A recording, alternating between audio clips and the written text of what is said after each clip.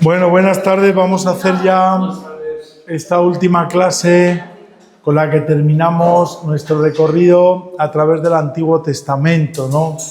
Hoy vamos, hasta donde nos dé tiempo, a ver algunos personajes, otros artistas, ciertamente para nosotros muy poco conocidos, pero yo creo que muy interesantes dentro del judaísmo, ¿no? Aparte de, vamos a ver algún pintor muy famoso, judío, que ya digo para muchos de nosotros, pues, pero son grandes pintores, sobre todo del siglo XIX, XX, y luego un poco, si nos da tiempo, pues a resumir un poco lo que ha sido ya Cristo, que ya hicimos una clase interesante sobre eso, cómo se representaba a Cristo en el Antiguo y la relación con los símbolos del Antiguo Testamento, ¿no? La primera pregunta con la que terminar también hoy, pues este ciclo del Antiguo Testamento en el arte, es un poco esa gran pregunta que nos hacíamos ya al inicio de este curso, ¿no? Si es que realmente la imagen que se tiene es si realmente una religión que ha sido cautelosa con el tema del uso de las imágenes, pues realmente pues produjo esas imágenes y lo que llamamos este arte del Antiguo Testamento, ¿no? Vemos que sí, que a pesar de lo que a veces se creía, lo hemos descubierto, sobre todo nos decía Teresa cuando hablaba precisamente de Rembrandt y esta relación con el judaísmo, cómo es verdad que el uso de la imagen es muy común también en lo que llamamos el arte judío, ¿no? Pero por eso el arte judío jamás desapareció, se va a desarrollar, como hemos ido viendo a lo largo de este curso, en manuscritos, iluminados, en las sinagogas, en los objetos rituales, ¿no? Luego, como muchos artistas, pues expresaron esta espiritualidad, y el arte judío es muy bonito, sobre todo el arte bíblico, porque se van a servir, como veíamos ayer y veremos hoy en otros artistas, pero especialmente con Chagall, pues a hablar de símbolos, colores, memorias, narraciones, un poco su identidad cultural, ¿no? Luego veremos para hoy, para un judío, y especialmente para los artistas judíos, ya veíamos algo en Chagall, lo que significa Cristo para ellos, ¿no? Es verdad que el judaísmo, con el paso del tiempo, pues ha ido desarrollando para los judíos, Jesús es un gran rabí, es un maestro, ¿no? Aunque evidentemente pues no está considerado como Mesías, ¿no? Porque todavía esperan el Mesías, ¿no? Pero veremos alguna cosa, yo creo, interesante, ¿no? La espiritualidad judía en el arte se va a manifestar sobre todo... Sí, lo que pasa es que si no tienes, a lo mejor... Todo lo que llamamos la espiritualidad judía o el arte judío se manifiesta siempre en la memoria, ya lo veíamos en Chagall, la luz, el exilio y el retorno, los relatos bíblicos, la búsqueda de Dios y esa experiencia comunitaria, ¿no? Evidentemente que el arte, al menos en el mundo judío, un antes y un después, desde luego, pues va a ser antes del Holocausto, después del Holocausto y luego la creación del Estado de Israel, ¿no? Va a haber, digamos, pues un salto cualitativo, ¿no? Luego lo diremos con un movimiento muy interesante, ¿no? Si todos los escultores, pintores, el mismo Chagall nacieran hoy, se escandalizaría incluso de su propio Estado de Israel, ¿no? Con las salvajadas a veces que se están haciendo por parte de Israel, porque ellos que han vivido el Holocausto, que han sido pintores que narran la guerra, lo que han sufrido ellos, la persecución, pues hay un movimiento muy extendido dentro del judaísmo que a veces no se conoce, con muchísimos literatos, científicos, que un poco están en contra de lo que a veces vemos con Gaza y con otras cosas, y que realmente si estos autores hoy nacieran y vieran la luz, pues se escandalizarían por lo que ellos han sufrido también de persecución, de guerra y de todo eso. Como veremos, son, digamos, grandes artistas sociales de la justicia, ¿no? Sobre todo, pues lo que llamamos la experiencia bíblica, ¿no? Entonces veremos obras muy interesantes y, bueno, también hablaremos un poquitín de esto, ¿no? Que me parece muy interesante, ¿no? El primero, que aunque no era judío, pero es el gran... Si uno busca, pues, pinturas del Antiguo Testamento o bíblicos, pues desde luego el más importante es Jean Tissot, ¿no? Que podíamos denominarlo, así lo he denominado yo, la representación de la fe en el arte, ¿no? Este autor es muy interesante. Es muy interesante porque es un autor que es verdad que es francés, pero él es anglófilo, ¿no? Entonces siempre tuvo un gran gusto, sobre todo por el mundo, incluso sus composiciones, ya veremos, artísticas. Yo lo he titulado de Baudelaire a Jerusalén o de París a la visualización de la Biblia, porque en él va a haber una gran conversión. Hay un momento de su vida donde se convertirá. Hay un momento de mucha reflexión que incluso durará casi 20 años en Tissot, irá a Jerusalén y fruto de esa conversión al catolicismo para él, pues es donde va a empezar a pintar, digamos, temas bíblicos, ¿no? Entonces es un personaje muy interesante, ¿no? Él nace en Nantes, en Francia, hace el año 1836. Y digo, es muy interesante, ¿por qué? Porque él, cuando llega a la Gran París, sobre todo a l'École de Boulay, que se llamaba, pues él va a empezar a codearse, digamos, con los grandes pintores, sobre todo de mitad y finales del siglo XIX. Ingres, por ejemplo, fue maestro de él, pero sobre todo él mantuvo una gran relación, aunque no fueron maestros de él, que le introdujeron en los grandes Salón de París de pintura, que fue sobre todo pues con Manet y con Degas, ¿no? Entonces de ellos va a aprender, digamos, mucho, sobre todo el impresionismo. Pero es verdad que él es un pintor realista, algunos le llaman hiperrealismo.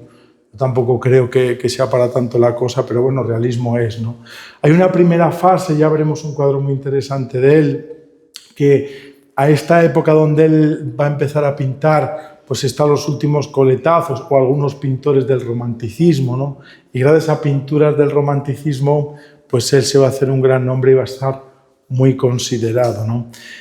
Él va a París, él es hijo, aunque en muchas biografías no aparece, hay una biografía en español, pero es muy mala, ¿no? Hay una muy buena de una colección que se hizo en el Orsay y en francés, y es yo creo la mejor biografía o más exacta de él, ¿no? Los cuadros de él están repartidos, hay muchos en el Orsay, la mayoría, más o menos la mitad de sus cuadros están en Francia, más de la mitad están esparcidos por todo el mundo, ¿no?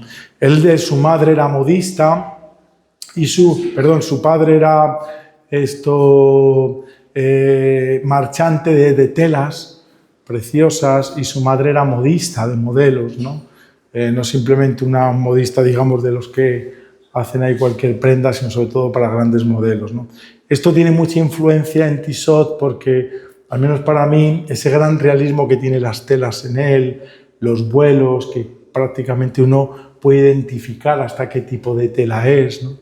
Es gracias un poco a la formación que él va a tener en su familia, ¿no? Él llega a París, va a estar realmente hipnotizado por las mujeres francesas, ¿no? Entonces es verdad que era una sociedad, la de París, sobre todo en el ambiente donde él se va a mover, muy refinado, con grandes telas, ¿no? Y entonces toda la primera parte de su vida hasta su conversión, prácticamente toda su pintura pues va a ser sobre todo mujeres, escenas de mujeres, familias, y eso le va a cautivar, digamos, mucho a Tissot, ¿no? Él hasta el año, en el 74 más o menos, pues 2 años antes había conocido a una mujer modelo de él, muy guapa. Él tendría unos 38 años, ella unos 22. Entonces ella se va a ir a vivir con él. Eso produjo un gran escándalo, ¿no? para la sociedad en la que vivía. 2 años más tarde, cuando él tiene más o menos pues 40, ya unos 24, 25 años, va a fallecer, y eso a él le va a sumir en una profundísima depresión, ¿no? Es tanto así que va a estar por 20 años pues apartado prácticamente de pintar, pues de salir a la vida pública, va a ser muy criticado, ¿no? Hasta que pues 20 años después veremos alguno, va a ser ese momento de su conversión, sus viajes a Oriente, a Jerusalén, pues pintará las famosas ilustraciones, casi 400, de la vida de Jesucristo, ¿no? Por eso es muy, muy importante este autor, incluso a nivel internacional, ¿no? Este Tissot, pues como hemos dicho, tiene una formación académica, realmente tuvo muchísimo éxito, sobre todo en la alta sociedad de París, y en el 80 es cuando ya, en esta década, viaja a Jerusalén y bueno, pues se convierte al catolicismo y se va a dedicar prácticamente a los temas bíblicos, ¿no? Por eso digamos que Tissot, cuando uno mira en cualquiera, aunque él no es judío, pero es el que más representaciones hay, pues de cualquier escena que queramos, del Antiguo Testamento, del Nuevo Testamento. Esa es una foto que tenemos de él, de los años 70 más o menos, y bueno, pues un poco vemos la elegancia que él tenía también y una gran familia, ¿no? Él, pues en Ingres y Freding va a ser el que le va a ayudar mucho porque fueron maestros de él, de pintura, y él sobre todo pues va a contemplar mucho. Y luego imitará también mucho. Él dice incluso que uno de los grandes maestros van a ser cuando era joven, sobre todo, ahora veremos un cuadro que pinta con 24 años, pues van a ser los pintores flamencos y la pintura italiana. Él va a viajar por Italia como cualquier, digamos, pintor que se preciara de la época, ¿no? Y eso le va un poco a motivar también gran parte de su pintura, ¿no? Sobre todo, más bien el colorido y la composición, ¿no? Yo creo que es muy bueno, luego lo veremos en algún cuadro porque me parece más importante, ¿no? Estas son las dos etapas de su vida, de las que son clarísimas en este pintor, en Tissot, que es la vida moderna y parisina y londinense de 1860 a 1882, que como pongo ahí es el reflejo de la opulencia, la moda, el ocio aristocrático y la burguesía, ¿no? Huye a Londres por la guerra franco-prusiana y sus obras se van a volver más íntimas y melancólicas, ¿no? Esto tiene para él una importancia tremenda, ¿no? Cuando uno estudia, a mí también he sido uno de los artistas, quizá por el tema bíblico que he estudiado un poquitín, y me parece muy interesante porque él es llamado como francés a participar como soldado en esta guerra franco-prusiana, ¿no? Y se tiene que ir, él se va a ir a Londres precisamente para no querer ir a la guerra, ¿no? Esto le va a motivar siempre esa especie también de estigma en la sociedad, ¿no? Luego aquí lo vemos perfectamente, lo que os he dicho antes. Es muy victoriana su pintura, ¿no? Él es, digamos, aparte después que va a ser un gusto por lo oriental, pero esta primera parte de su vida es una pintura prácticamente inglesa, victoriana. Él de hecho no se llama James Tissot, como se le conoce, sino sería Jacques Rosset Tissot. Él se va a cambiar el apellido precisamente porque el Tissot a él le gusta más por su amor hacia lo inglés, ¿no? Y en la composición también es muy importante porque si esto fuera una pintura francesa de aquella época, ¿cómo sería esta pintura? Atrás sería pues una gran tela, fondos muy neutros. Son siempre, si vemos la pintura francesa de la época de otros autores, pues son grandes telares, cortinas, un poco un gusto a lo francés, ¿no? Al palacio un poco de Versalles, ¿no? Sin embargo, no, él va a poner siempre arboleda, estanques, cristales, casas, interiores, que es lo propio de la pintura victoriana de este siglo, ¿no? Por eso es muy interesante, digamos, este pintor, ¿no? Y luego lo que nos interesa a nosotros más, que es la etapa bíblica que va de 1885 a 1902, toda esa crisis que os decía yo, espiritual, viaje a Tierra Santa, pues va a dedicar toda su vida, digamos, a este tipo de pintura religiosa. Es muy curioso porque incluso cuando en la historia del arte estudiamos la técnica artista, date cuenta que la técnica artista es muy importante, qué soporte, en qué material, pues uno quiere, digamos, pintar, porque es una manera, para un pintor no es lo mismo pintar en una acuarela, en un gouache o en cualquiera de estas técnicas, porque también en eso va un poco lo que el pintor pues quiere conseguir, ¿no? Porque no todo tipo de material pues es posible, ¿no? Si queréis... ¿Consiste, Jesús, la técnica del gouache? Aquí que está... Es muy parecida a la acuarela. Lo que pasa es que la acuarela no te permite, por ejemplo, tienes que ir de claros a oscuros y es mucho más transparente. El gouache que te permite pintar sobre oscuros claros y es una pintura muchísimo menos aguosa, entonces puedes darle más tonalidades, puedes hacer más mezclas, pero el efecto final es muy parecido, pero es más opaca, Aquí que es artista Ella sabe más que yo. Eso es como una témpera. Eso es, Que eso si es. lo pintas sobre seco ya, lo pronto, Eso es.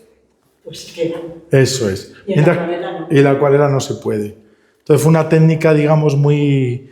Y él va a pintar sobre todo porque, claro, fijaros esto que tenemos aquí, el efecto sobre esto, por ejemplo, que es al óleo, claro, la diferencia es tremenda, ¿no? Por todo lo que es el tipo de pintura, ¿no? La reina. Eso es. Os aconsejo una exposición muy bonita. Yo fui el lunes a verla con don Jesús, el obispo que vino de Málaga, que hay ahora, a raíz de las técnicas artísticas en el Prado, que es una joya, que se llama La influencia de Italia en el gótico español. Entonces es muy bonita. Si tenéis ocasión, está en la sala IB, donde está el claustro de los Jerónimos, y es muy bonita también desde aparte de lo que es la pintura gótica. Es muy bonito, ¿por qué? Porque es, digamos, ver el gusto refinado y la mezcla de texturas y materiales del gótico, ¿no? Entonces, claro, el gótico que hace, sobre todo este tipo de pintores porque claro, hablamos del Renacimiento y dice uno, bueno, pues la influencia de Miguel Ángel, de Leonardo, de Rafael, ¿no? Pues ha sido pues casi la pintura italiana muy importante, ¿no? Pero en el gótico muchas veces se creía pues que no había tal influencia, ¿no? Entonces han hecho el Prado durante años, un catalán que es el encargado de la pintura hasta el siglo XV en el Prado, ha estado durante muchos años viendo la gran influencia, por ejemplo, pues de cualquiera, del mismo Giotto, de Luca Signorelli, del mismo Simone Martini. Entonces es precioso, digamos, hay casi 100 obras traídas de préstamo, prácticamente unas 60 de ellas. Entonces es muy bonita, ¿por qué? Porque va a dar la diferencia a lo refinado, por eso digo la diferencia del arte, y la mezcla en el gótico, especialmente, por ejemplo, los hermanos Serra, que eran muy famosos en España, los pintores góticos, van a trabajar sobre todo en la corona de Aragón, mucho en Mallorca, casi todo el gótico mejor nuestro, desde luego está en Mallorca y la corona de Aragón, ¿no? Pero es cierto que es muy bonito, ¿por qué? Porque mezclan metales con, digamos, la pintura, porque el oro no deja de ser un metal. Entonces, con el oro no puedes pintar, ¿no? El oro, como sabéis, son hojas que con el bruñidor tenían que ir haciendo. Hay un retablo, para mí la pieza, cualquiera es buena, pero esa es espectacular, es de 1320 a 1420, ¿no? Que es un retablo de las canonesas de Zaragoza, que la han restaurado, que es Santa Lucía, y es espectacular, porque el vestido parece pintado, ¿no? Porque va haciendo unas filigranas y es oro. Entonces es muy bonito la técnica mezclada, digamos, pues metales, la plata, por ejemplo, el oro, pues con la tabla, ¿no? Entonces merece la pena si podéis ir a verla hablando de la técnica, ¿no? Entonces es verdad que hay un antes y un después, incluso en el soporte que va a utilizar, el medio, el tipo de pintura, incluso en su propia biografía, ¿no? ¿Cuál es la característica del estilo de Tissot? Pues ahí lo vemos un poco, ¿no? Trajeron, sobre todo al principio, a grandes industriales, la primera parte, sobre todo ingleses, ¿no? Y fue ya durante la segunda mitad del siglo XIX, pues, bueno, los cuadros realmente que él, digamos, vendía eran de muchísimo dinero, ¿no? En el 74 se cuenta que el mismo Degas le dijo si quería unirse a su grupo de impresionistas, y él dijo que no, que él tenía su propio estilo y que quería pintar realmente de una manera diferente, ¿no? Bueno, ahí he puesto algunas características, que es el pasión por el detalle y las texturas, que desde luego tiene que ver mucho con su padre y su madre, porque siempre se dedicó a la moda, ¿no? Y lo vio desde niño, digamos, toda esa mente. Lo que os decía, el protagonismo pues refinado, ¿no? Porque va a ser el eje central pues, de toda su obra, sin duda ninguna, ¿no? Son figuras libres, independientes, misteriosas, ¿no? Esta que os digo yo, que es la Kathleen Newton, fue con la que, bueno, pues se enamoró, vivieron, y le produjo también esa especie de depresión a él, ¿no? Luego una narrativa que llamamos visual sin resolver, ¿no? Que, como os decía antes, a diferencia de la victoriana tradicional, pues es verdad que lo que en él hace sobre todo es que tú tienes que completar un poco la imagen que él quiere recrear, ¿no? Y que lo deja un poco, y es la genialidad de Tissot, pues un poco libre en el sentido del... Cuando uno ve un cuadro de Tissot, yo que sé si alguno habéis ido al Museo Orsay, pues es verdad que uno lo compara y luego ve un poco por ejemplo, en el Louvre lo que tienen de pintura, o incluso en el Orsay, de pintura británica, y es verdad que no es tan cinematográfica la de Tissot, sino que es un poco más la imaginación del espectador, ¿no? Son finales un poco abiertos, ¿no? Y luego él tiene mucha influencia, porque era muy famoso el arte japonés en esa época, es cuando va a empezar, digamos, las grandes colecciones incluso de arte japonés, y eso también el que viajó por el Oriente, pero también en Francia y en Londres sobre todo, pues va a quedarse un poco con esa colección. Y él tuvo una gran colección, de hecho cuando muere gran parte de su obra las hijas la van a donar, entonces, pues bueno, ahí de esta, por ejemplo, Kathleen Newton ya tuvo un hijo, se decía que era de él, nunca se supo a ciencia cierta si era de él o no, cuando vivió con ella, ¿no? Pero él, cuando muere ella, incluso se hará cargo de este propio hijo, ¿no? Y lo va a cuidar y lo va a hacer un poco como si fuera, pues, suyos, ¿no? Pero es verdad que él tendrá muchísima colección. Sabéis que casi todo lo decíamos bueno, Rembrandt se arruinó, como sabéis, por coleccionista, ¿no? Rembrandt coleccionaba de todo. La mayoría de los artistas en esta época, lo que hemos sabido cuando morían, pues son grandes coleccionistas, no de todo, sino de un tipo de arte que a ellos les gustaba mucho, ¿no? Tissot tenía una gran colección de objetos orientales de sus viajes, ¿no? Rembrandt no, Rembrandt se arruinó porque coleccionaba prácticamente de todo y de todo el mundo. Entonces, por eso es muy interesante también que luego él va a darle mucha, o al menos mucha importancia en sus obras, ¿no? Para mí es un cuadro muy interesante, que se llama el encuentro de Fausto y Margarita, que es la gran, digamos, obra de Goethe. Entonces, él lo va a pintar con 24 años, lo va a vender incluso ya en aquella época por una suma nada despreciable de 5.000 francos, ¿no? En aquella época era un pastón, ¿no? Entonces va a ser ya con 24 años, fijaros, un fondo realmente de una pintura inglesa. Fijaros lo que os he dicho de los vuelos, ¿no? De los tejidos, ¿no? De toda esta, digamos, delicadeza que tiene incluso con las telas, ¿no? Todo el arbolado, digamos, un poco haciendo eco de lo que fue, pues, esta parte del encuentro de Fausto y de Margarita, ¿no? Lo pinta en el año 1860. Y desde luego, para todos los historiadores del arte y estudiosos de Tissot, es un antes y un después en su obra, ¿no? Está la expectación, por eso lo pongo aquí, que causó en Francia este cuadro, que después de él va a crecer, digamos, su fama, pues exponencialmente, ¿no? Es sobre todo, como sabéis, el romanticismo, por eso os decía que al principio él, digamos, transitó un poco por el romanticismo. El romanticismo, sobre todo, ¿cuál era el ideal? Pues el mundo medieval, ¿no? Para los pintores románticos, digamos, el mundo ideal de ellos es toda la cultura medieval, ¿no? Entonces se ve mucho la influencia de esta pintura medieval. Y luego, bueno, pues como vemos, fue este cuadro que sobre todo, pues, fue de un éxito, como decía, que le va a proporcionar realmente, pues, los grandes mecenas le van a contratar ya en los grandes salones de arte, las grandes colecciones, y va a ser ya a partir de este cuadro, pues, un pintor realmente muy, muy... Entonces, vamos allá. Este es el gran proyecto que os decía de él, prácticamente son 400 y pico acuarelas.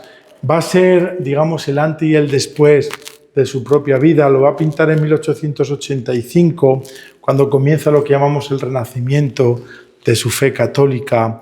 Y bueno, pues la vida de Cristo, estas acuarelas, pues va a ser la infancia, la predicación, milagros, pasión y resurrección, ¿no?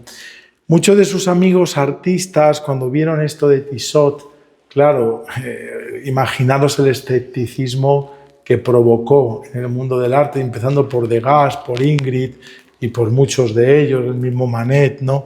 Pues claro, era como un giro tremendo, casi de copernicano, en lo que ha sido la obra de este gran artista. Tuvo mucha fama, pero él se dedicó prácticamente ahora, no le interesaba ya, digamos, toda esa pintura de corte, de aristocracia burguesa, sino que expresara un poco el mundo de la fe, ¿no? Por eso me parecía también súper bonito, ¿no? Él va a ser sobre todo una actitud de, como muchos, ¿no? Sabéis que cuando la Tercera República Francesa hubo un gran secularismo, ya digamos en su contra, pues hubo un florecer de grandes pensadores que se convirtieron al catolicismo, ¿no? Y que contestaron un poco ese secularismo que dio lugar a la Tercera República Francesa, ¿no? Y por eso pues Tissot va a ser uno de esos, ¿no? No tanto con escritos como podemos encontrar en algún literato famoso francés, sino a través sobre todo de sus pinturas, ¿no? Él vemos cómo va a utilizar aquí mucho el impresionismo, el puntillismo a veces, pero también no va a dejar nunca, digamos, esa pintura realista, ¿no? Aquí vemos a Jesús que está llorando sobre Jerusalén, ¿no? Entonces es muy bonito porque veis, él va a captar muy bien lo que es el paisaje oriental, lo que sería lo que él vio, digamos, de una manera en estas acuarelas, pues en Tierra Santa, ¿no? Y por eso, digamos, él se va a motivar, digamos, de ese, digamos, realismo que le va a dar también, le va a producir la técnica de la acuarela para poder, digamos, llegar a este... Y luego le da muchísima luz, mucha claridad, ¿no? Es casi, pues, casi transparencias, ¿no? Si vemos aquí estos últimos cielos, pues le va a permitir, sobre todo la acuarela, pues hacer, digamos, ese tipo de, incluso de esfumaturas, ¿no? Muchas veces de estas casas ruinosas, ¿no? Que la había visto sobre todo allí, ¿no? Por eso es muy interesante, él va a utilizar una técnica, pues yo, vamos, no, cuando se estudia, que llamamos la acuarela aguada, ¿no? Que le va a producir incluso lo que decíamos antes, incluso un poquito más de opacidad a la pura pintura, ¿no? Entonces él va a utilizar mucho esto que llamamos la mezcla de acuarela aguada con la acuarela normal, ¿no? Sobre todo para la vida de Cristo. Este es muy bonito porque es precioso. Fijaros, aquí está, fijaros, Jesús como un rabino que desenrolla el libro de la ley, la Torá. Entonces fijaros qué expresividad, qué realismo, que es lo que nos cuenta el Evangelio de Lucas cuando dice que dijo, bueno, pues le tocó el libro de Isaías, ¿no? Y dice, esto que he leído aquí se ha cumplido, ¿no? Y algunos dicen que quisieron matarle ya entonces, ¿no? Fijaros el de arriba, o sea, la tensión, el realismo que tiene, que parece que estamos viviendo el Evangelio, ¿no? Y estos como gritándole como que eso no puede ser, ¿no? Sin embargo, otro que asiente, ¿no? Que está justo delante de él, con esa cara como diciendo, pues asintiendo que Jesús realmente es el Mesías, ¿no? Vemos el pasaje que es la representación bíblica por una parte de Lucas 4, el realismo histórico que él ve sobre todo en lo que él, sobre todo un pintor, como decíamos antes, por eso un pintor no es simplemente alguien como se creía hasta prácticamente Velázquez o después, digamos una profesión simplemente pues manual, sino que es una profesión liberal porque tienen que pues documentarse, leer, en fin, hay un trabajo intelectual antes de poder pintar la escena, ¿no? Entonces es muy curioso porque él va sobre todo a estudiar mucho la arquitectura, los ritos, la ornamentación judía.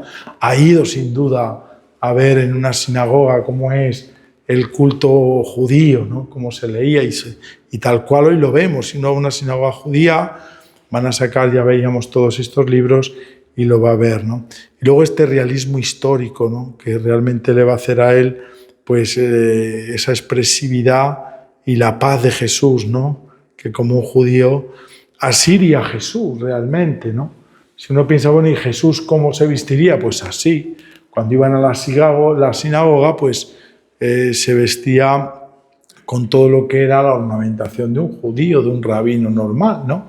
Por eso es muy bonito este tipo de ilustraciones porque nos da un poco a ver pues un poco la forma incluso con la que Jesús pues vistió, ¿no?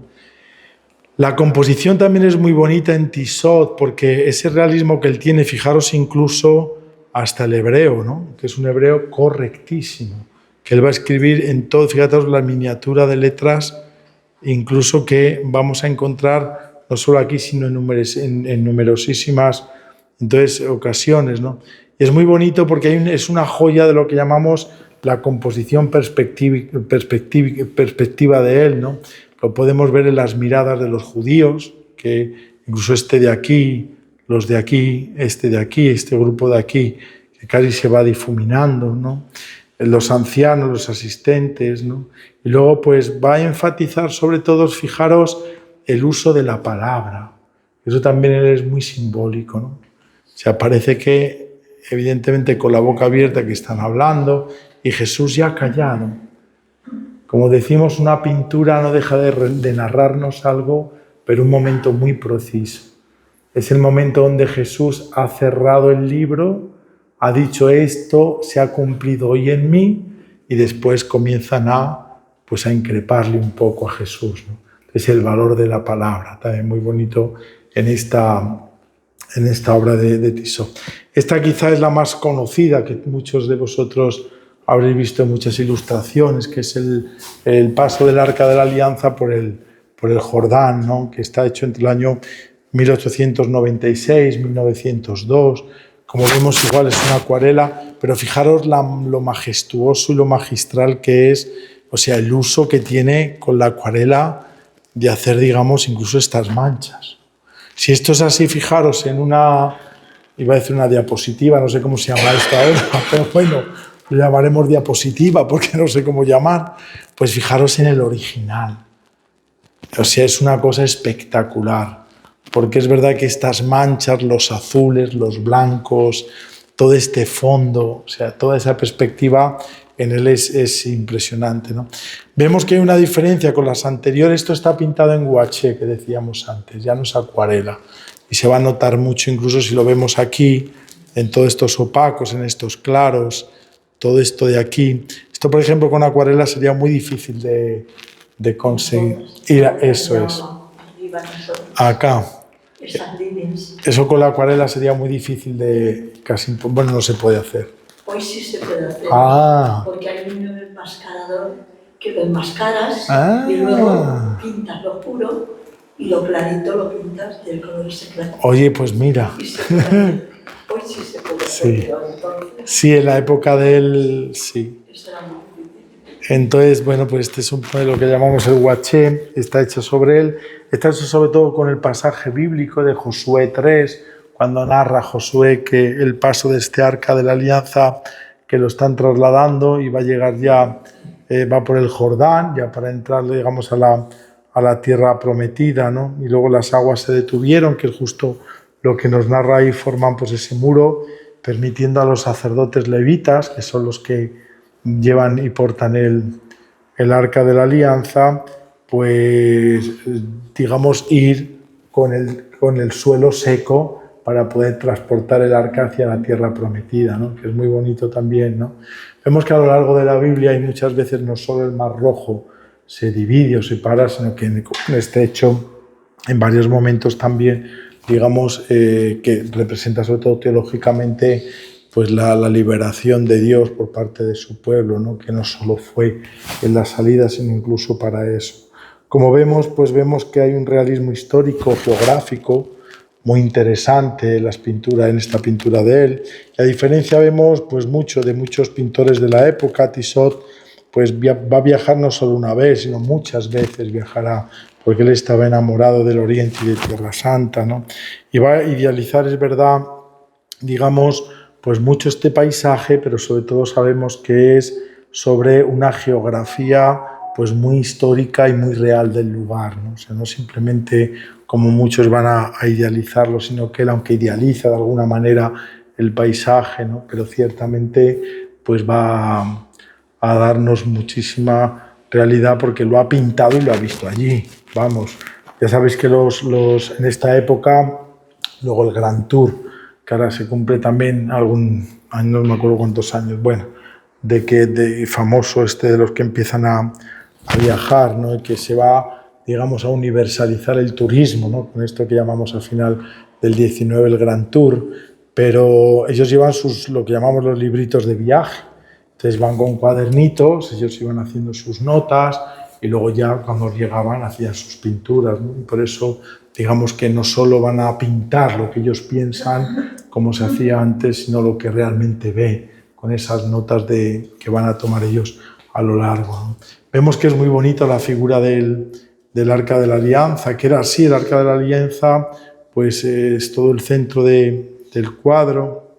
Luego sobre todo vemos como aquí se juntan esas dos alas, que sería un poco pues ese velo que custodia también la Torá, ¿no? Por eso los ángeles, siempre estaban los dos ángeles cubriendo con sus dos alas y se tocaban, digamos, el uno y la otra, ¿no? Y luego, pues bueno, hay un dramatismo realmente pues en esta pintura, porque realmente hay movimiento, ¿no? Hay una sensación también de tensión, como nos damos cuenta cuando uno mira el cuadro, cómo realmente parece que estos sacerdotes van con paso muy firme, ¿no? Muy majestuoso, llevando, digamos, como nos relata el libro, pues digamos sobre ese muro que ha creado Dios y ha creado en medio del Jordán para que pueda llegar a atravesar el Jordán a la tierra prometida, pues digamos esa gran procesión de llevar el Arca de la Alianza, ¿no? Por eso es muy bonito, digamos. ¿Qué quiere Tissot sobre todo representar con esto? La firmeza y la determinación que fue lo esencial en el pueblo judío para poder llegar a la tierra prometida. Si no hubiera tenido esa firmeza y sobre todo esa determinación, pues jamás hubieran, digamos, claudicado ya de llegar a la tierra prometida, ¿no? 40 años en el desierto, todas las peripecias que habían pasado ya en Egipto durante el desierto, pues a no ser por esa, que es lo que Tissot un poco, incluso con esta cara incluso de solemnidad, ¿no? Incluso a este que nos mira a nosotros, un poco para desafiarnos también sobre la importancia que tiene la misma. Este es otro cuadro muy bonito, es precioso, que es Isaac llevando la leña, ¿no? Con su padre ya para el sacrificio. Es de la misma época todos, porque están pintados en esa serie entre el año 1896-1902, toda esta serie también bíblica y bueno, pues nos damos cuenta sobre todo pues que hay una diferencia grande con otras que, por ejemplo, antes podíamos ver, incluso con Rembrandt veíamos ese dramatismo o el tenebrismo barroco, ¿no? Sino que ciertamente hay pues una sobriedad y enfatizando sobre todo por la importancia que es un poco la escena, ¿no? La diferencia incluso de la edad del padre, de Abraham, de Isaac, el niño pues cargando su propia leña, ¿no? El fuego que lleva ya ahí realmente Isaac. Y luego, digamos, como decíamos, el realismo, que es un desierto, ¿no? Y por eso es muy interesante estos cuadros que son de paisaje muy oriental, porque casi todos los que hemos visto pues están en una montaña, suben en un monte, está ya el altar, ¿no? Aquí no hay nada más que un desierto, ¿no? Que es también un poco, pues no solo, digamos, lo geográfico de fuera, sino también, pues un poco el ánimo con el que evidentemente el mismo Isaac se daría cuenta, ¿no? Que bueno, y aquí donde está el cordero que vamos a sacrificar, era él, se daba cuenta que fue él, ¿no? Porque como hemos dicho ya, no era nada mayor, digo pequeño, sino que era mayor, ¿no? Entonces, por eso él, cuando viaja al Oriente, los críticos y estudiosos de él dicen que lo bonito de Tissot, cuando hace estas escenas bíblicas, es un poco que se va a separar de esa fantasía europea, romántica de la época, ¿no? Sino que va a ser como muy realista en sus cuadros y en sus pinturas, ¿no? Este es muy bonito porque lo he querido traer aquí, que es un poco tiene un título francés, como yo no sé francés, pues es, digamos, esas palabras de todo se ha cumplido, ¿no? Se llama así el cuadro, las últimas palabras de Jesús sobre la cruz, ¿no? La pintan en 1899, la encontramos, digamos, pues a este Cristo al final de su vida.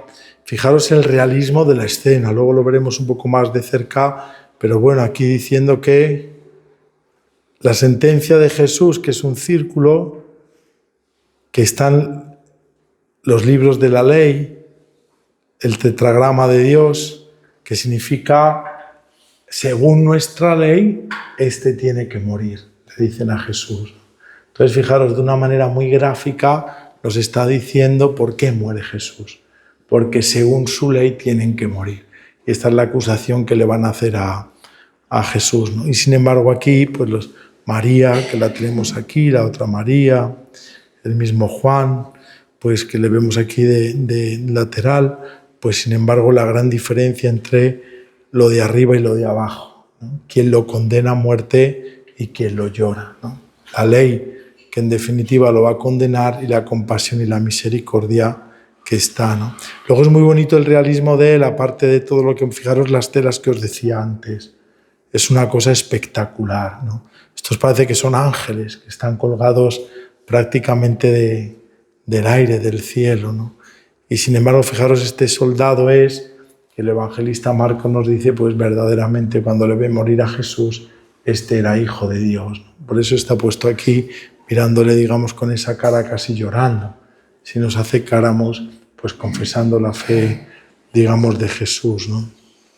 Es verdad que si nos damos cuenta, ahora lo veremos también más de cerca, siempre Tissot va a eliminar el dramatismo, ¿no? No son, digamos, escenas dramáticas, ¿no? Sino que están cargadas también de una gran esperanza, ¿no? Por eso este centro visual, que ciertamente es el Cristo crucificado, que realmente aparece ya agotado por el sufrimiento, pero realmente es muy, muy curioso porque fijaros, quien ha venido al Vía Crucis de la parroquia o cualquier Vía Crucis viviente, os acordáis que una vez después que ella se ha hecho la escena, se queda totalmente inmóvil. Y es un momento de quietud y de silencio, ¿no? Y esto es lo que representa, es ese momento. Cuando Jesús dice, todo se ha cumplido y expiró la cabeza, ¿no? En ese momento es como si todo se hubiera quedado detenido en el tiempo, ¿no? Y esto es, digamos, la grandeza que es capaz de hacer este artista, ¿no? Que todo se queda detenido en silencio y en el tiempo, ¿no? Por eso es ese instante preciso de silencio que quiere captar él, ¿no? Por eso la muerte no es representada como derrota, sino que aquí la muerte va a representarse en Tissot como la culminación de su misión. Y esto es lo más bonito también, ¿no? Incluso desde el punto de vista teológico y espiritual, ¿no? Para Jesús su muerte no fue una derrota, sino el cumplimiento de su misión, ¿no? Eso es muy importante, ¿no? Yo para esto he venido, dice también en otra parte del Evangelio, ¿no? Ahí vemos, digamos, un momento más de cerca este tipo de... Fijaros la cara totalmente desfigurada. O sea, como el pero a la vez, pues digamos la quietud también de ese cuerpo, que ya realmente ha muerto, ¿no? Pero fijaros la cabeza, si realmente hubiera muerto, dijo, inclinando la cabeza expiró. La cabeza no la tiene realmente, digamos, caída, ¿no? Sino es un Cristo que a pesar que ya ha dicho sus últimas palabras, nos da la esperanza de que no ha sido derrotado, que es muy bonito. También tiene esa idea en estos pintores, incluso al menos yo cuando releo al mundo de hoy, ¿no? Cuántas muertes injustas o incluso por enfermedades, ¿no? Yo siempre digo lo mismo, ¿no? Dice uno que ha muerto a lo mejor, qué sé yo, uno luchando, por ejemplo, una enfermedad que nos toca a todos, ¿no? Que es el tema del cáncer, ¿no? Dice, bueno, parece que ha luchado hasta el final, pero parece que ha perdido cuando uno muere, ¿no? Y no. Uno pues ha luchado y nunca ha perdido la batalla, ¿no? Sino que ha sido el final normal, pues como Cristo de su propia vida y de su propia misión, ¿no? Por eso es muy bonito también estos cuadros, porque nos llenan al menos de una perspectiva, ¿no? Son cuadros los que hace Tissot, sobre todo los religiosos, que a él no le importa tanto narrar cosas, como veíamos en otros autores, cuanto una invitación a contemplar. Por eso están llenos de silencio estos cuadros. Va a quedarse con lo esencial. No hay mucho accesorio, no hay mucho simbólico, ¿no? Sino que son cuadros para mirar, contemplar y rezar. Es un poco la sensación que uno tiene, sobre todo la de él, ¿no? Es verdad que no aparece como una figura pues no distante, pero entonces es verdad que aquí vemos, sobre todo en esta composición, si miramos realmente a Cristo, pues que vemos el cansancio, la vulnerabilidad, el mismo dolor, ¿no? Y que, bueno, pues esta humanidad, que es lo que conecta también la idea de Tissot, en este curso que también tenemos de Artifé, que él quiere hacer, pues es, digamos, algo que comparte también nuestra teología cristiana, ¿no? Que el dolor humano no le es ajeno a Dios, sino que en Jesucristo Él comparte el dolor humano de esta humanidad. Y que Tissot ha visto sobre todo en esa guerra de entre Francia y Prusia, ¿no? Como tantas otras guerras que ahora que le tocará vivir, ¿no? Vemos, digamos, también, aquí tenemos una parte de abajo, todo esto es Juan en oración, lo que os decía del romano aquí en una esquinita, digamos, sobre todo la compasión, ¿no? La oración que vemos también en la Virgen María levantando, que es muy bonito, ¿no? Que la coge esta otra María para que no se desmaye, no la vemos la cara, pero digamos, eleva también esas manos hacia el Hijo, ¿no? ¿Qué significa en Tissot? Es, digamos, la ofrenda de la Virgen con el Hijo, ¿no? Es una postura, incluso el sacerdote hoy en la misa, cuando ofrecemos la Eucaristía y hacemos las oraciones, levantamos las manos en signo de ofrenda también, de alabanza a Dios, ¿no? Entonces María, si os dais cuenta, aquí está vestida como si fuera una sacerdotisa que ofrece en alabanza a su Hijo. Es casi una pintura eucarística, ¿no? Nada más que ahí la que la ofrece es su propia madre, ¿no? Y es muy bonito por eso esta pintura de este valor teológico, ¿no?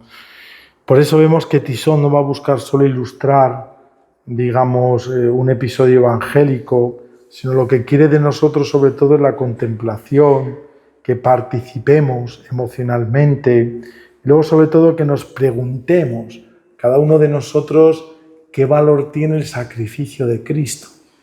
O sea, esta es la gran pregunta que nos lanza también este pintor a cada uno de nosotros, ¿no? Por eso, digamos, esta, digamos, espiritualidad ignaciana de San Ignacio de Loyola, que nos habla mucho, es como si estuviéramos presentes, dice, digamos, San Ignacio de Loyola en su propia espiritualidad, es lo que Tissot nos invita, ¿no? Es como si tú y yo estuviéramos presentes, ¿no? Estos, digamos, detalles, no solo en este, sino en todo, ¿no? Es una meditación ignaciana.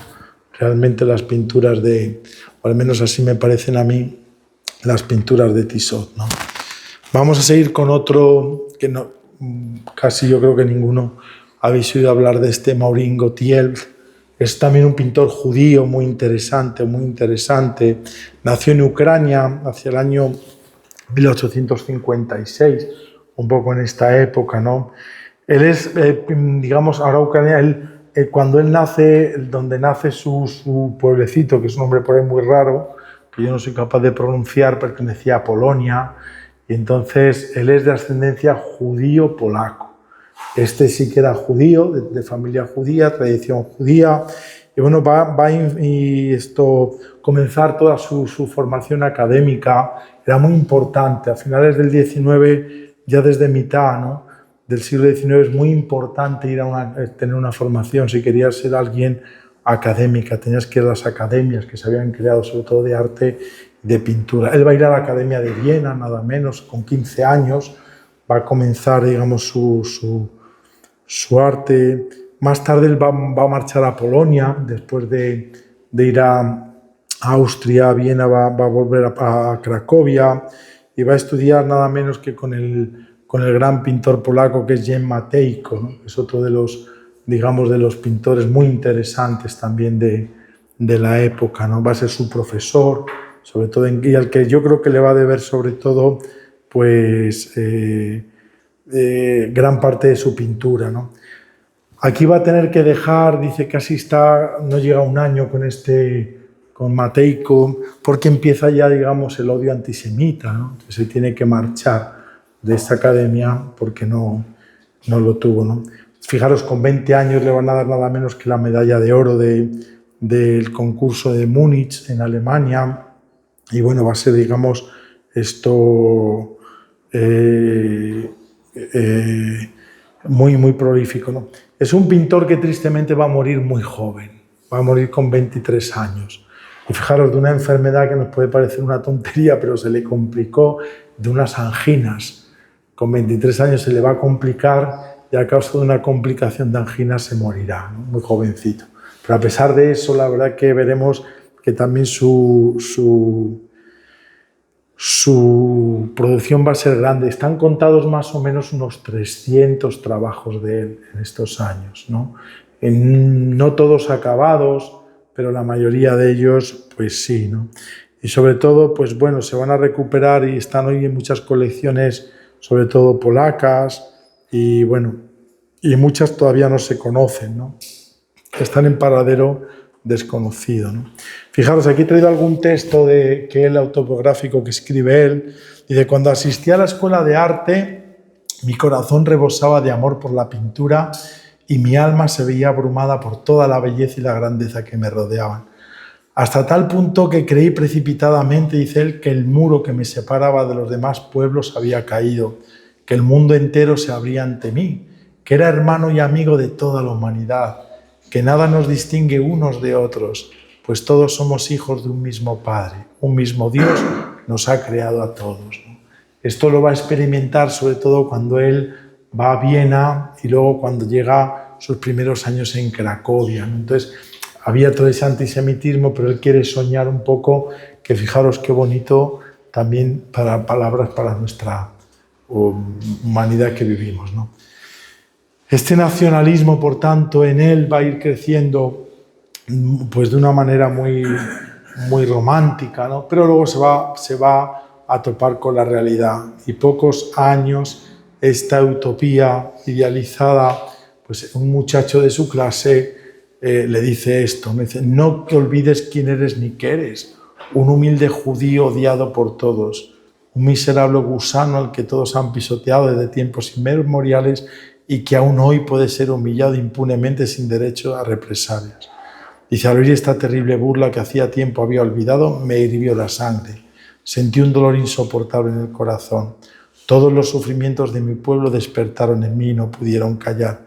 Entonces juré dedicar toda mi vida y mis fuerzas a mi pueblo oprimido, ¿no? Fijaros, en estas palabras ya tenemos el hilo interpretativo de lo que va a ser la pintura de él, ¿no? Entonces, va a ser otro de los artistas judíos que va a pintar sobre todo, digamos, ese odio que ellos van a experimentar como judíos, ¿no? Entonces, esta utopía pues se derrumbó cuando llegó, digamos, a Cracovia y, bueno, pues un compañero suyo pues le dijo esas palabras que él no recuerda y que vemos que estaban, ¿no? Este es muy bonito porque, digamos, es una icónica obra que es, ¿no? Que es Los judíos orando el día de la expiación. Esta quizá es su obra más conocida, ¿no? Va a pintarla sobre todo en 1878, la terminará él, o sea, un año, casi meses antes, de un año y pocos meses antes, él va a morir en 1879, y llegará un año de que luego murió. Entonces es muy interesante esta pintura, fijaros, porque es, digamos, un autorretrato de él. Lo vamos a ver aquí, aquí y aquí. Se va a pintar 3 veces, precisamente él, digamos, como una sucesión realmente de su propia vida, ¿no? Ha sido reproducida más que cualquier otra obra, entonces, sobre todo en el mundo judío moderno, ¿no? Vemos cómo Cotillier se sumergió por completo pues, en esta pintura, nada menos con 3 autorretratos suyos que vemos en este cuadro, ¿no? Este medallón, incluso que vemos aquí, como esto de aquí, va a ser un poco las palabras de la Torá, el Shema Israel. Entonces va a ser un cuadro súper interesante porque nos da un poco pues toda esa melancolía también que él va a experimentar en su vida, esa expectativa también de lo que significaba el pueblo judío y la expectación también del pueblo judío, ¿no? Y luego pues todo esto que vamos también parte de la aristocracia, judía también, ¿no? Que había, ¿no? Este es el personaje que decimos que es el mismo, que es reflexivo, que va un poco a reflejar también lo que era la vivencia de un judío en estos años, ¿no? Una gran melancolía por lo que esperan y por el horror que está viviendo, ¿no? Sobre todo apoyado pues, en la palabra de Dios, que para ellos van a ser también, digamos, esto muy esperanzador, ¿no? Aquí es curioso en este cuadro porque está él mismo también como un cuarto autorretrato apoyado en el hombro de su padre, ¿no? Con esta, digamos, esquina inferior, ¿no? Y bueno, pues inusualmente ningún pintor judío, pues toda esta galería femenina, ¿no? Sabéis que los judíos pues tienen la galería primera para las mujeres y abajo para, si vais a la sinagoga del Tránsito en Toledo o cualquiera de las sinagogas, aún se conservan. El judaísmo moderno es como nosotros. Ahora el culto prácticamente van hombres y mujeres juntos, ¿no? A no ser los ultraortodoxos que todavía mantienen la división, pero en cualquiera de las las sinagogas actuales, pues ya no existe eso, ¿no? Aquí vemos, digamos, pues todo este, digamos, esto que decíamos, los rostros de él, el realismo y la expresividad de cada uno, ¿no? Siempre mirando al cielo como esa esperanza, ¿no? Este es otro de los cuadros que es Natán besando a Rachel, y bueno, pues abarca, digamos, estas escenas y retratos que he querido aquí traer para que veamos también, digamos, el gusto del oriental, no solo en Tissot, sino también en este tipo de artistas. Nos vamos a pasar un poquitín. Este es muy bonito, a mí me gusta mucho porque es Jesús predicando en la sinagoga de Cafarnaúm. Fijaros, gran parte de la predicación de Jesús, sabemos hoy día casi por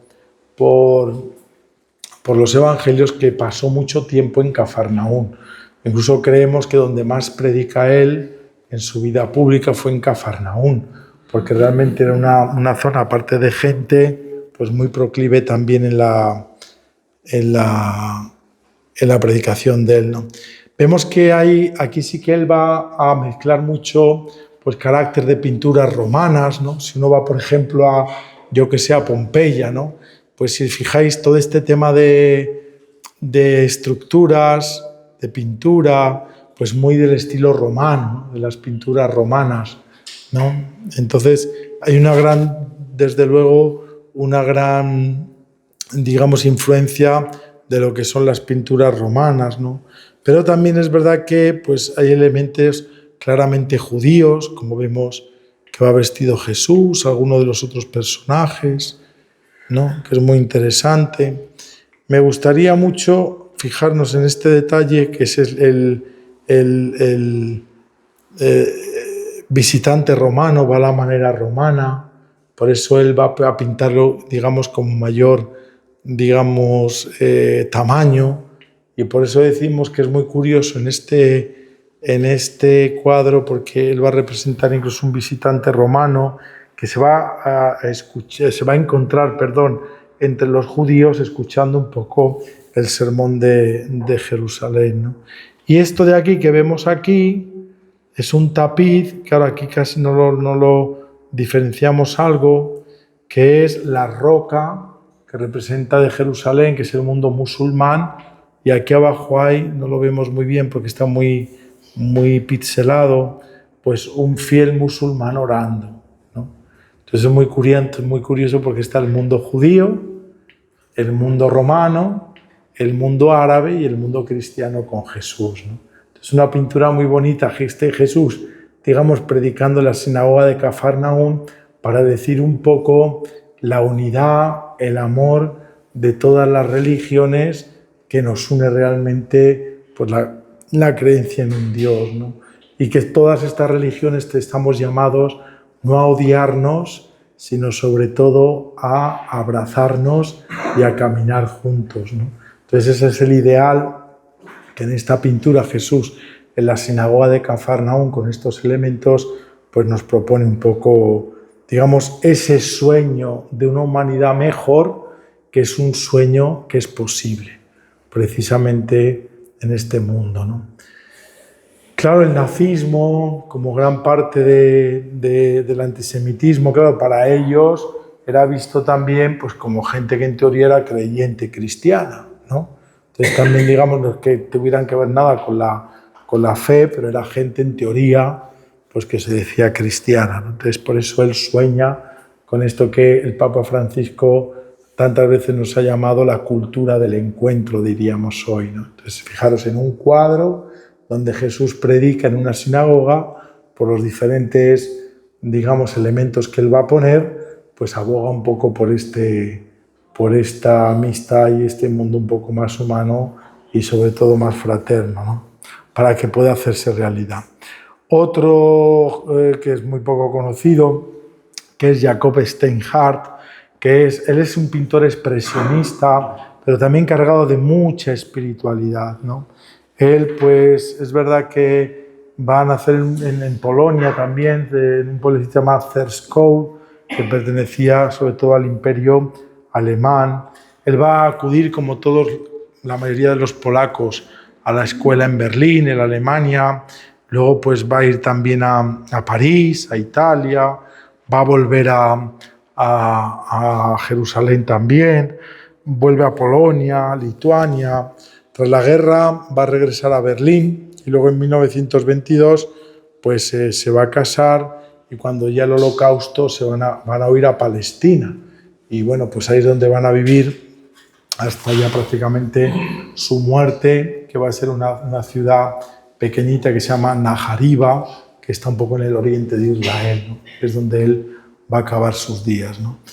Este es, bueno, pues una pintura expresionista, ¿no? Es muy bonito porque es, digamos, en este árbol Jacob que está rezando, en esa pintura puramente expresionista, y que vemos ahí sobre todo son grabados y un poco pues la tristeza por un lado, pero luego la luz, ¿no? Siempre la esperanza que nace, que es esa luz de arriba, un poco de ese árbol pues que está tan yerto, ¿no? Que es un poco sabéis que el expresionismo es un tipo de arte que lo que hace sobre todo es, pues se llama expresionismo, el artista va a tratar de expresar los sentimientos y las emociones subjetivas, ¿no? No se busca, digamos, la objetividad del sentimiento, de la emoción, sino sobre todo el sentimiento del artista, ¿no? Es muy subjetivo el expresionismo, sobre todo nace en Alemania este movimiento.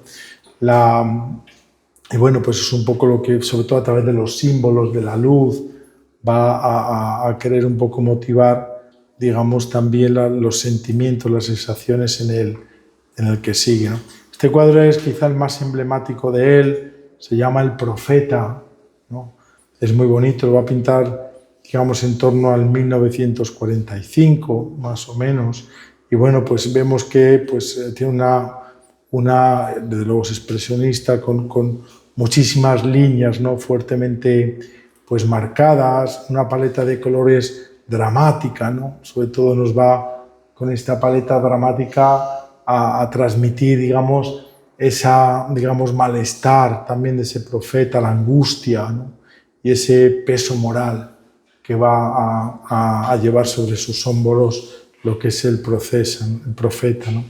Steinhardt se va a identificar mucho con sus personajes, sobre todo con el del profeta, ¿no? Y con estas figuras bíblicas, porque él va un poco a expresar, por eso se llama la pintura expresionista, un poco sus propios temores, sus angustias, pero su esperanza también, ¿no? En medio de todas estas digamos, figuras bíblicas que le va a costar, como hemos dicho, en el 33 marcharse a Palestina, ¿no? Y huir. Estos, gracias a Dios, se pudieron librar porque tenían, digamos, gente que les ayudó y pudo marcharse de esa, digamos, Alemania nazi o de la Polonia invadida, y unos se fueron a América, la mayoría, como Chagall, y otros, pues como él, se marcharon a Palestina, ¿no? Es un gran simbolismo, ¿no? Como es siempre la pintura expresionista, ¿no? Y bueno, pues vemos como el profeta siempre aparece alzando la voz, con gesto de advertencia, desesperación, sobre todo pues diciendo abajo, que lo vemos aquí, pues como el profeta decía, convertíos, ¿no? Del pecado y volver a Dios, ¿no? Por eso esta digamos, es tan emblemática con esto que representa, si veis, las casas destruidas, la ciudad que se ha roto, ¿no? Porque le ha dado la espalda a Dios, que es lo que el profeta va a representar en el Antiguo Testamento, ¿no? Por eso, fijaros, en un lenguaje contemporáneo tan bonito, lo que nos está diciendo este autor es vivir de espaldas a Dios, que es lo que nos hace realmente la muerte, la destrucción. Y es lo que los profetas también en el siglo XIX y XX han seguido diciendo. Por eso es tan bonito también, digamos, esta emblemática. Esta obra está en un museo, como sabéis, en Berlín, un museo judío, y entonces, bueno, pues esta pieza está, digamos, como una de las más emblemáticas del museo judío, ¿no? Este también es muy bonito porque es al final, digamos, toda esta obra expresionista de él, que va a ser casi la obra también junto con la otra del profeta, que es, digamos, el cansancio y el lamento de Jeremías, ¿no? Entonces es muy bonito, fijaros ya un Jeremías que está totalmente derrotado, hundido, ¿no? Y también, bueno, pues es una obra de un colorismo, digamos, extremo. Es verdad que vemos que son colores muy reales, puros, violentos, que, digamos, quieren reflejar, fijaros, por eso el expresionismo como el cromatismo contemporáneo nos permite esto, ¿no? Que es la dureza, la agresividad también de la propia vida, ¿no? Por eso vemos cómo el impresionismo pintaba la luz, el mundo exterior. ¿Qué va a hacer el expresionismo? Todo lo contrario, ¿no? Va a ser, de hecho, el expresionismo es una contestación y un rechazo al impresionismo, ¿no? Mientras los impresionistas pintaban al aire libre, la luz, el color, la vida, el mundo de afuera, el expresionismo, como hemos dicho antes, lo que va a representar es ese mundo totalmente interior, introvertido, ¿no? Es muy bonito, ¿no? El subconsciente, diríamos, no a la manera del surrealismo, que sería a la manera de Freud, psicoanalítica, sino a la manera de una autoconcienciación, de meterte en tu propio mundo interior, ¿no? Y todos los sentimientos que afloran de ese mundo interior, ¿no? Por eso también el que tenemos aquí también en la capilla, Ciria, también es parte de este mundo expresionista, no figurativo, sino abstracto, ¿no? Este es un mundo expresionista figurativo, ¿no? Hay otro expresionismo que va a venir sobre todo marcado a final de un siglo después, pues que va a venir marcado por el expresionismo abstracto, ¿no? Es la otra gran vertiente, ¿no? Vincent es, digamos, uno de los que a mí me parece muy interesante, por ir terminando ya de una manera rápida. Él va a ser también un judío, pero que quizá no nos va a hablar de temas estrictamente bíblicos, pero sí a través de la historia bíblica nos va a hablar de una justicia social y un profetismo. Él va a estar muy unido al marxismo, así como los otros no. El mismo Chagall vemos que en un principio pues, se queda un poco onnubilado, pero luego se da cuenta de lo que era aquello, ¿no? Él no. Él va a nacer, digamos, también en lo que era el Imperio Ruso, un judío, digamos, nace en 1898, va a emigrar gran parte de su vida, desde 1906 va a emigrar a Estados Unidos con toda su familia, donde va a crecer, sobre todo en un ambiente puramente de tradición judía, ¿no? La experiencia del exilio y lo que va viviendo digamos, en ese inicio del siglo XX de injusticias sociales también en América, pues es lo que va a provocar, digamos, su pintura, que ahora veremos que es muy de corte social y sobre todo política, ¿no? Comenzó trabajando sobre todo como litógrafo, luego va a transitar como cualquier, digamos, por otras facetas, ¿no? Y bueno, él morirá en 1969 dejando un gran legado también de muchísimas obras, ¿no?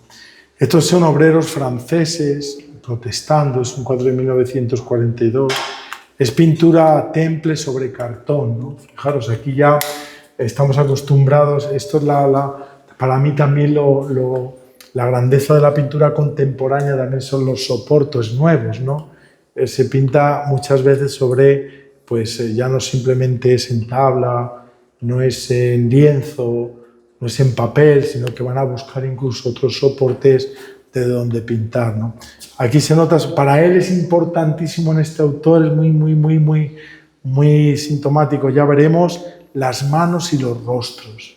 De hecho, se le llama el pintor de las manos y los rostros, ¿no? Porque para él la mano y el rostro va a representar la identidad de la persona, ¿no? Algo que es muy bíblico, ¿no? Si fijaros muchas veces Dios cómo aparece en la pintura medieval como una mano que siempre bendice, ¿no? Entonces para él las manos también, fruto de la imaginería tradicional, digamos judía, pues esto va a ser para él. Él va a estar muy influenciado por esto que llamamos el realismo social. Entonces toda la pintura de este autor, pues sobre todo va a ser, digamos, de Stam, pues todos, pues rebelarse contra la injusticia que él va a ver, sobre todo con todos estos movimientos, ¿no? Es un artista que llamamos también muy comunicativo, porque quiere comunicar, quiere narrar, sobre todo este tipo de una Europa que se estaba, y de una América y un mundo en definitiva global que se estaba, digamos que es el mundo industrial, sobre el trabajo y la explotación de los más débiles, ¿no? Entonces, para él la fe judía le llama a rebelarse contra esta injusticia social, ¿no? Esto es muy bonito también, porque creemos que hay una especie de judaísmo que solo va unido, digamos, a lo cultural, ¿no? A la Torá, pero hay un gran judaísmo como este tipo, o lo que hemos visto anterior, que tienen, digamos, esa conciencia también muy social, y que la Biblia a él pues le va a provocar, sobre todo porque era un polaco y un judío un ruso judío, pues muy ferviente junto con su familia, ¿no? Pero no va a pintar realmente temas, digamos, típicamente religiosos como los que hemos visto antes, sino a través de, digamos, de este deseo social, ¿no? Este es muy bonito porque es el padre llevando a su hijo. Entonces vemos la huida que está cargando, digamos, fijaros, con un cuadro que es un señor, un cuadro de época, que es un poco lo que les queda del recuerdo de su familia. Toda esta, si veis aquí, digamos, lo que representa la industria, ¿no? Y digamos, pues la huida siempre de encontrar, digamos, un mundo con el solo recuerdo de su antepasado y de su futuro, ¿no? Y es muy bonito, digamos, lo que llamamos, hemos dicho antes, como esencia de la pintura judía, que es la pintura de la memoria, ¿no?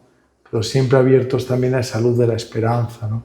Entonces, para él, para Stam, pues la fe sobre todo debía manifestarse, dice él, ¿no? En la defensa de los pobres, la búsqueda de la justicia, la solidaridad humana y la denuncia de la opresión, ¿no? Esto es lo que él nos dice con sus cuadros. Él dice, para un judío que lee la Biblia, pues o es esto o no será realmente, digamos, la lectura de la Biblia, ¿no? Fijaros, muy cercano a lo que hoy nosotros llamamos la doctrina de la Iglesia, la doctrina social de la Iglesia, ¿no? Por eso son mundos también tan bonitos, ¿no? ¿Veis lo que os decía de las manos? Es muy bonito este cuadro, lo pinta en 1968 y se llama Identidad. Son simplemente unas manos como si fueran casi flores, ¿no? Tallos que se van juntando unas con otras, digamos, es una técnica mixta sobre papel y está en el museo. Este le podemos ver, lo que pasa es que a veces los ponen y a veces no. Yo lo he visto expuesto, pero últimamente creo que no está expuesto. Este está en el Thyssen, en el museo nuestro Thyssen-Bornemisza, pero a veces yo últimamente no lo he visto colgado. Entonces, pues bueno, es una joya. Entonces, lo que nos habla sobre todo es pues una esquematización de la ideología relacionada sobre todo pues con el mundo del trabajo, ¿no? Que a veces, pues como en esa vertiente que él tenía, ¿no? Él está sobre todo muy vinculado a las protestas. Este cuadro incluso hizo como un cartel de un manifiesto de las protestas estudiantiles, de esto que llamamos la Revolución del Mayo del 68, ¿no? Entonces también pues, se utilizó mucho como grito de esas revueltas, ¿no? Es verdad que es la estética de un cartel, como nos puede parecer, ¿no? Entonces, bueno, pues quiere representar el trabajo, la resistencia, la esperanza, pero digamos las manos que juntos podemos luchar por nuestra identidad, ¿no? Es un poco lo que él nos narra, ¿no? Y él tiene varios paisajes italianos. Este es uno de los paisajes italianos que él llama. Y fijaros qué interesante, porque son unas ruinas. Aquí vemos alguna voluta, piedras, mármoles. Y esta Europa, pues que se cae a trozos, ¿no? Y entonces esta madre que agarra a su niño entre estos escombros. Entonces es muy bonito porque es un reflejo, digamos, de esta Europa que con las guerras pues está cayendo y está haciendo nada más que pura destrucción, que es la guerra, en definitiva, ¿no? Por eso digamos que es todo este simbolismo de un edificio que está realmente ya en ruinas, se va cayendo con la palabra Europa, que está semienterrada incluso, ¿no? Esta casa, que ya le queda poco por caerse, ¿no? Rodeado de rocas, escombros, cielos muy tormentosos, ¿no? Que va sobre todo a simbolizar pues, todo el horror de la destrucción, de la guerra, sobre todo de la Segunda Guerra Mundial y del Holocausto, ¿no? Este es muy bonito también, este se llama el Salmo 133, es una litografía y también es ese canto de esperanza, está hecho en inglés, pues de canto de esperanza también de paz, ¿no? Está hecho en 1963 y bueno, es el Salmo 133 que mirad qué hermoso y qué bello es los hermanos que están unidos, ¿no? Entonces, ese grito también por una humanidad, con las palabras del Salmo 133 de esto, ¿no? Vemos, por tanto, para un artista judío, ¿quién era Cristo? Por ir terminando. Para todos estos artistas, Jesús sobre todo era un judío. Era la imagen en todas las pinturas de estos judíos de un mártir inocente. Va a representar para ellos el sufrimiento de los perseguidos. Les permite también dialogar con la gran, digamos, tradición pictórica occidental. Sirve el Cristo para denunciar el antisemitismo, ¿no? Luego, pues, también muchos artistas judíos, no pintan a Cristo porque no lo eran como objeto de culto cristiano, sino sobre todo como una figura humana, histórica y simbólica de la paz, sobre todo, ¿no? De la lucha contra, digamos, de un mundo un poquitín más mejor, ¿no? He puesto aquí una pequeña tabla para diferenciar un poco entre lo que es la pintura nuestra cristiana y los pintores judíos. Para nosotros aparecerá a Cristo como Salvador, para ellos era un Cristo hermano que comparte con ellos sus sufrimientos, ¿no? Nosotros vamos a poner el énfasis en la redención, ellos en el sufrimiento, como hemos visto, ¿no? Cristo va a ser el prototipo del judío que sufre. Nosotros vamos a cantar la gloria divina, a ellos la humanidad doliente, ¿no? La victoria de Cristo sobre la muerte, Cristo para ellos es el solidario con sus víctimas, con sus muertes. Ellos la fe, nosotros la fe cristiana y ellos la lectura ética e histórica de Jesús. Lo cual una y otra no es que se contrapongan, sino que creo que son complementarias y muy bonitas, ¿no? Para nosotros, haciendo una, digamos, lectura judía de nuestro arte, este Cristo hermano es nuestro Cristo Salvador. Este Cristo que sufre es el que nos redime. Este Cristo que es una humanidad doliente es el que realmente le lleva la gloria divina, ¿no? Esta solidaridad de Cristo con las víctimas no solo se solidariza con ellas, sino que vence a los verdugos y a la muerte con la resurrección, ¿no? Y no es simplemente el cristianismo una ética histórica, sino sobre todo es una fe, una experiencia, ¿no? Por eso el judaísmo va a aparecer casi como esa preparación. ¿Qué hay de aquí a aquí? Pues la aceptación del Evangelio, ¿no? Y de aquí podríamos decir que cualquiera que lea el Antiguo Testamento, todos, digamos. Ahora, es muy bonito ver estos pintores porque el salto de aquí a aquí es justo la fe cristiana. Y es muy bonito como preparación también estos dos mundos que hemos visto a lo largo de este curso, entre el Antiguo Testamento que nos prepara a esto que es. Pero no podemos olvidar, cuidado, decir que Cristo Salvador, que es Redentor, no podemos olvidar esto. Como nos decía también el autor que hemos visto anteriormente. Bueno, este es otro muy interesante que se llama Stein, pero bueno, es un judío británico, se llama Ixeomo, de otra perspectiva, digamos, que pues es visible, vulnerable, pero bueno, no nos da más tiempo. Este es otro muy bonito, que es Jacobo y el ángel, que es de él, que bueno, pues está en la catedral de Guildford, y bueno, pues es la lucha. Pero bueno, este es el que yo os digo que se llama Just Demand Action, que es un grupo de católicos, de sacerdotes, actual, está muy desarrollado sobre todo en Nueva York, y bueno, pues un poco todo este mundo de estos pintores que si vivieran hoy, pues ese manifiesto que hicieron ellos pues contra la guerra que ahora está lidiando el Estado de Israel, ¿no? La guerra de Gaza y todo eso. Entonces son muchísimos cineastas muy importantes, literarios, pintores, que un poco pues también... ¿Por qué? Porque un pueblo que ha vivido lo que ha vivido, pues claro, para ellos pues se horrorizarían también pues de repetirlo con otros pueblos, ¿no? Por eso, digamos, este manifiesto. Bueno, aquí hay un montón de cosas que no nos da tiempo a ver, ya en otra vida lo veremos. Voy a ver si aquí puedo hacer una cosa. Upa. Esto vamos a darle aquí. Y vamos a ver si voy a la última, que es la que quiero por terminar. Yo creo que es esta de aquí. Aquí. Entonces, todo como conclusión, aunque no lo pongo ahí, de este curso, pues ves, Cristo no solo está en la Biblia, sino que la Biblia existe para revelar a Cristo. El Nuevo Testamento, como nos decía San Agustín, está oculto en el Antiguo y el Antiguo revelado en el Nuevo. Todo lo que podemos ver de este arte pues es la creación, la caída, la promesa, los tipos, Cristo y la redención, que va a ser un poco todo este arte, digamos, judío del Antiguo Testamento.